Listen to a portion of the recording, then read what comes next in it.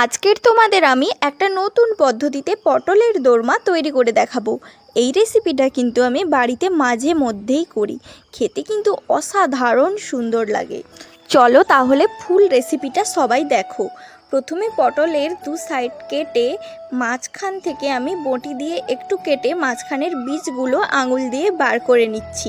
সবকটা বীজ কিন্তু ভালো করে বার করে নিতে হবে পরিষ্কার করে। এই যে আমি সব বীজগুলো বার করে নিয়েছি। আর হ্যাঁ, পটলের যে ওপরের ছালটা ওটা একটু বটি দিয়ে ভালো করে পরিষ্কার করে নিতে হবে। এই যে দেখো আমার সব পটল থেকে বীজ বার করা হয়ে গেছে, আর ছালগুলোও আমি পরিষ্কার করে বটি দিয়ে করে নিয়েছি।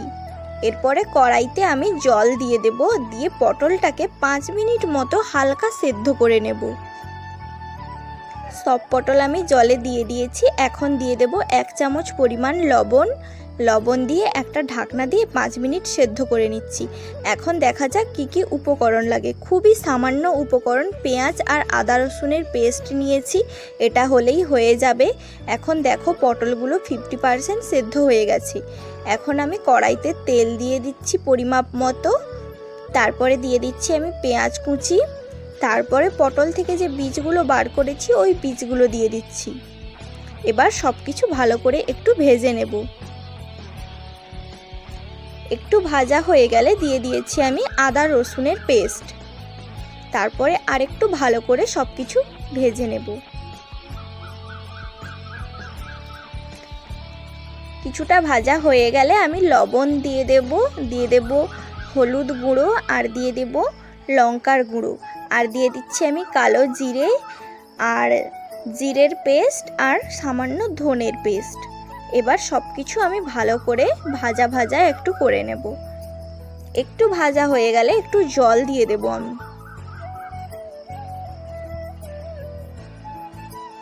নিচে একটু বসে যাচ্ছে তাই সামান্য জল দিয়ে দিলাম আমি।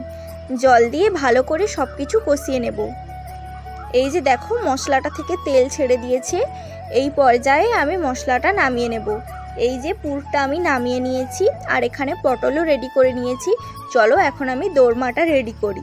একটা চামচ দিয়ে আমি পুরটা নিয়ে দোরমার মধ্যে দিয়ে দু সাইডটা একটু চিপে দেব, দিয়ে আমি প্লেটে রেখে দেব। আর কিছুই করতে লাগবে না, খুবই সিম্পল এটা, খুব তাড়াতাড়ি তৈরিও করা যায় আর দারুণ লাগে খেতে। সব পটলের মধ্যে আমি পুরটা দিয়ে দিচ্ছি।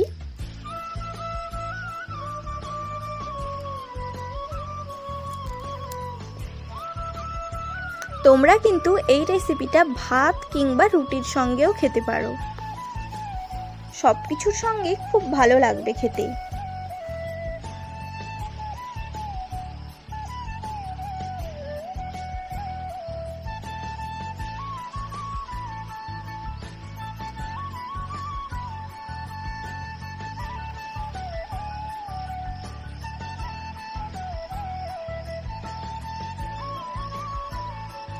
আমার সব পটলগুলোর মধ্যে পুর ভরা হয়ে গেছে দেখো।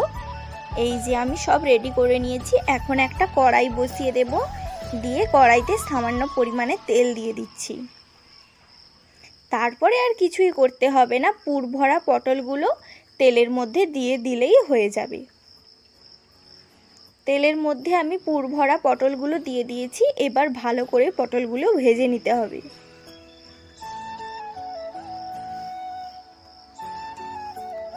এক পিঠ ভাজা হয়ে গেছে দেখো, আর এক পিঠ আমি ভালো করে ভেজে নিচ্ছি।